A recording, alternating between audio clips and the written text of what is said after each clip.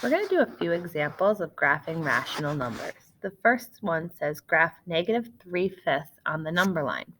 First, I want to make sure that I am actually divided up into fifths. I can do that by counting the jumps or the spaces between 0 and the next whole number, 1. So I counted 1, 2, 3, 4, 5 jumps to get to 1, which means that I'm broken up into fifths.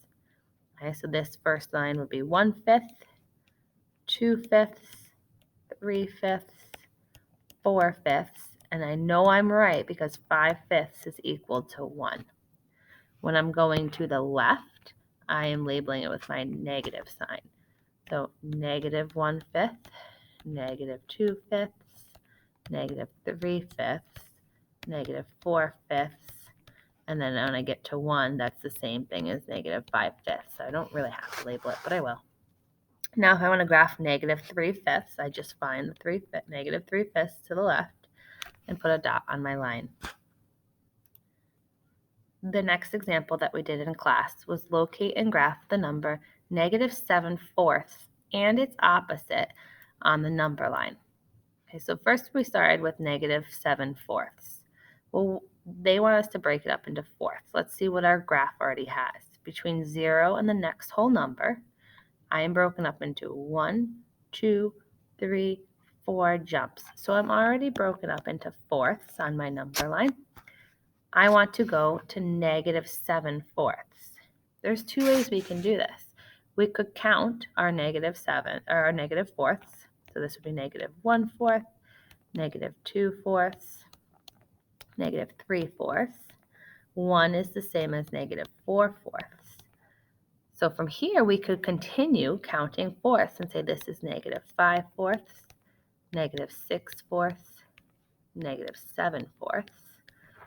Okay, that is one way we could do it.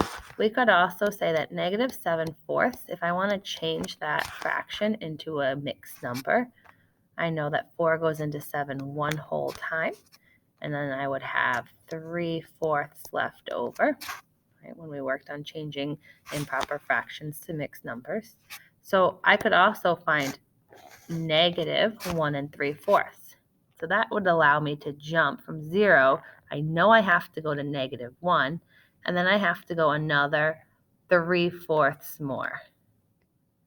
And that would be where I'd find negative 7/4. Okay, it's negative 1 plus 3 more fourths after that, negative 1 3/4. Okay, that is who and now I want to find the opposite as well. So the opposite of negative 7/4 would be a positive 7/4. So I know these are already broken up into fourths. I could say that this is 1/4, 2/4, 3/4.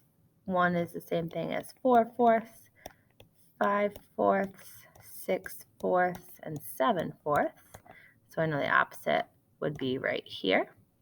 I could also have said, well, the opposite of 1 and negative 1 3/4 would be positive 1 3/4. So I could skip to 1 because I know I have to go past 1, and then 3 more fourths. 1, 2, 3 would also get me to the same location. So there's two ways you could do it. You could keep it as a improper fraction and count your fourths, or you could change it to a whole number or a mixed number, sorry, and then skip jump there.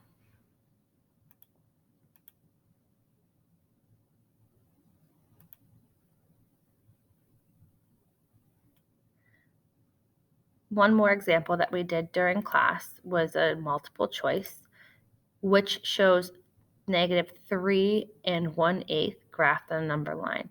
And I thought this was really important because when you have a mixed number, knowing what that whole number is telling you is a good thing. So I know that I have to go at least to negative 3 and then another 1/8.